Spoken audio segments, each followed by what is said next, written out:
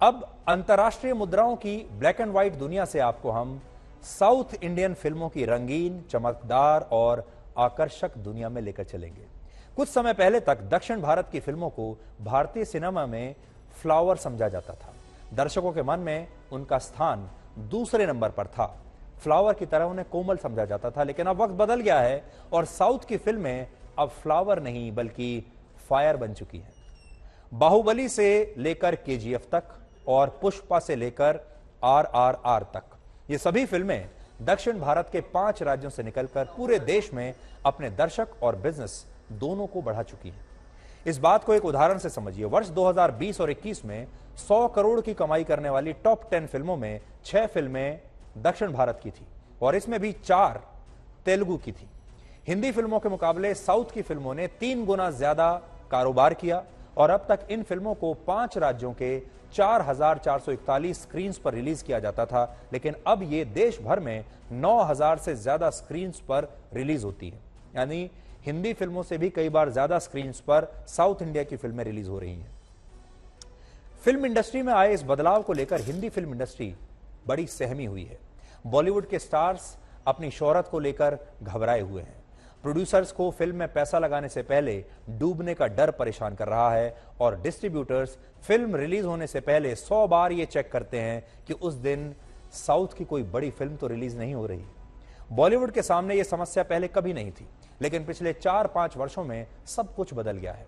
शोहरत के जिस सिंहासन पर खान और कपूर खानदान का कब्जा हुआ करता था, उसे अब प्रभास, यश, एनटीआर जूनियर और अल्लू अर्जुन जैसे सुपरस्टार्स ने हिलाकर रख दिया है। आज स्थिति यह है कि देश भर के दर्शकों को साउथ के सुपरस्टार अल्लू अर्जुन की फिल्म पुष्पा 2 का बहुत बेसब्री से इंतजार है। पुष्पा 1 आने से पहले उत्तर भारत के बहुत से दर्शक अल्लू अर्जुन के नाम से परिचित भी नहीं थे, जानते भी नहीं थे कि अल्लू अर्जुन है कौन। लेकिन आज फिल्म पुष्पा में अल्लू अर्जुन का एक डायलॉग, फ्लावर नहीं फायर है मैं, हर दर्शक को रटा हुआ है। छोटे छोटे बच्चों से लेकर बड़े बड़े राजनेताओं तक इस डायलॉग का इस्तेमाल कर रहे हैं। अल्लू अर्जुन का जो एक स्टेप है पुष्पा के गाने में, उस पर मीम्स बन रहे हैं, उस पर रील बन रही हैं, उस पर टिकटॉकर्स लगातार डांस कर रहे हैं। अब से पहले किसी डायलॉग के वायरल होने का कॉपीराइट हिंदी फिल्मों तक ही सीमित समझा जाता था, लेकिन अब दक्षिण की फिल्मों के संवाद भी उत्तर भारत में बहुत लोकप्रिय हो रहे हैं। भारतीय फिल्म बाजार में साउथ की फिल्मों के बढ़ते कद और ताकत को लेकर भारत की मशहूर मैगजीन इंडिया टुडे ने इस बार एक कवर स्टोरी की है, जिसका शीर्षक है द साउथ स्वैग, यानी साउथ का जलवा। इसमें अल्लू अर्जुन के साथ एक खास तौर पर एक्सक्लूसिव शूट किया गया है और अल्लू अर्जुन की तस्वीर को इंडिया टुडे के कवर पेज पर छापा गया है, जो इस समय आपके सामने है। इंडिया टुडे के कवर पेज पर आने के बाद सोशल मीडिया पर एक बार फिर से यह बहस छिड़ गई कि सुपरस्टार की लिस्ट में कौन नंबर 1 पर है। और इस कवर को देखकर फिल्म बाहुबली के हीरो प्रभास के फैंस और अल्लू अर्जुन के फैंस में भी आपस में टकराव शुरू हो गया। दोनों ही पक्ष इंडिया टुडे मैगजीन के अपने अपने कवर पेज को वायरल करने में लगे हैं।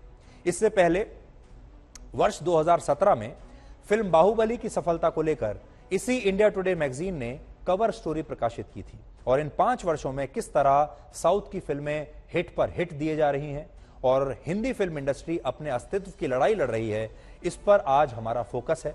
और आज के ब्लैक एंड व्हाइट की ये सबसे कलरफुल यानी रंगों से भरी हुई रिपोर्ट है आपके लिए। ने दुनिया भर में करीब 370 करोड़ की कमाई की, जिसमें हिंदी बेल्ट में 110 करोड़ रुपए की कमाई शामिल है, जबकि 270 करोड़ के विशाल बजट में बनी फिल्म 83 करीब 190 करोड़ ही कमा पाई। पुष्पा के डायरेक्टर सुकुमार और अल्लू अर्जुन के स्वैग के सामने 83 की पूरी टीम टिक नहीं पाई। यहां पर आपको एक एक्स्ट्रा जानकारी भी देते हैं। फिल्म पुष्पा देश की पहली ऐसी फिल्म बन गई है जिसके गानों को यूट्यूब पर 500 करोड़ व्यूज मिले हैं। आप सोचिए, पूरी दुनिया की आबादी करीब 800 करोड़ के आसपास है और इस फिल्म के गानों को 500 करोड़ बार देखा गया है। दक्षिण भारतीय फिल्मों की सफलता में ये एक बहुत बड़ा रिकॉर्ड है और इससे आपको पता चलेगा कि उनकी लोकप्रियता क्या है। आज हिंदी फिल्म इंडस्ट्री को इस बात पर मंथन करना चाहिए कि आखिर पिछले कुछ वर्षों में ऐसी क्या कमियां रह गईं कि साउथ की फिल्म इंडस्ट्री इतनी विशाल हो गई।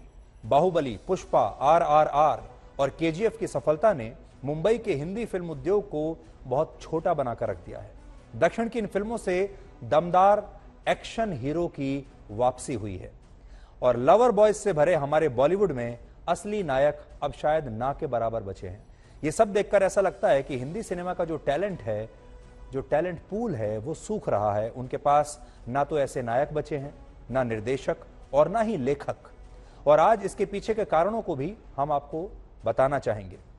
एक कारण तो यह है कि हिंदी फिल्मों की ज्यादातर कहानियों में मौलिक विचारों की कमी दिखाई देती है। ज्यादातर डायरेक्टर्स किसी शख्सियत की बायोपिक बना रहे हैं, किसी मशहूर हिट फिल्म की रीमेक बना रहे हैं या फिर ऐतिहासिक किरदारों पर फिल्म बनाने वाले शॉर्टकट्स को अपना रहे हैं। दूसरी समस्या यह है कि हिंदी फिल्मों के एक्टर्स या डायरेक्टर्स रिस्क अब नहीं लेना चाहते। वो पुराने और घिसे पिटे फॉर्मूलों से बाहर निकलने से डर रहे हैं। फिल्म के ज्यादातर एक्टर्स अपने किरदार को लेकर उतनी तैयारी भी नहीं करते जितनी जरूरत है। आपने देखा होगा कि दक्षिण भारत के जो ये कलाकार हैं, जो हीरोज हैं, ये एक फिल्म पर कई कई वर्ष लगाते हैं, अपने आप को तैयार करते हैं उस फिल्म के किरदार के लिए। और जब वो पूरी तरह से उस किरदार के लिए तैयार हो जाते हैं, उस किरदार में वो प्रवेश कर जाते हैं, तब जाकर उस फिल्म की शूटिंग होती है। एक एक हीरो अपने जीवन के कई कई वर्ष एक फिल्म को दे रहा है। जितनी जरूरत है इसके तो ये एक बहुत बड़ी जरूरत है। इसके अलावा आने वाले अभिनेताओं को ये इंडस्ट्री बहुत जल्दी स्वीकार नहीं कर रही है। कई बार रंग और भाषा के आधार पर भी अभिनेताओं से हिंदी फिल्म इंडस्ट्री में एक सौतेला व्यवहार किया जाता है। हिंदी फिल्मों के मशहूर एक्टर नवाजुद्दीन सिद्दीकी ने एक बार कहा था कि बॉलीवुड स्टार्स और डायरेक्टर काम तो हिंदी फिल्मों में करते हैं लेकिन बात करते हैं अंग्रेजी में, डायरेक्शन देते हैं अंग्रेजी में, जबकि साउथ में ऐसा बिल्कुल नहीं होता। वहां के लोग, वहां के कलाकार, वहां के टेक्नीशियंस, वहां के डायरेक्टर, वहां के लेखक अपनी भाषा से बहुत प्रेम करते हैं, उसका सम्मान करते हैं। सबसे बड़ी समस्या यह भी है कि इस इंडस्ट्री के दिग्गज लोगों ने अपनी अपनी एक लॉबी बनाकर रखी है। आप देखेंगे बॉलीवुड में हर बड़े सुपरस्टार की अपनी एक लॉबी है। वो अपने खास पसंद के लोगों के साथ ही काम करता है। ये लोग अपनी पसंद के hero, heroine, director, music directors, लेखक के अलावा किसी और के साथ काम करना चाहते ही नहीं है। हिंदी फिल्मों में ये भाई भतीजावाद और मित्रता निभाने वाला रोग बॉलीवुड के लिए असल में अब एक अभिशाप बन चुका है। और हम चाहेंगे कि बॉलीवुड के जो लोग हैं वो आज हमारा ये ब्लैक एंड व्हाइट विश्लेषण देख रहे हों। उन्हें हो सकता है हमारी बात चुभी तो जरूर हुई होगी, हमारी बात कड़वी भी लगेगी, लेकिन जो हम कह रहे हैं उस पर उन्हें गौर करना चाहिए। ये इसमें उन्हीं का भला है, उन्हीं का फायदा है।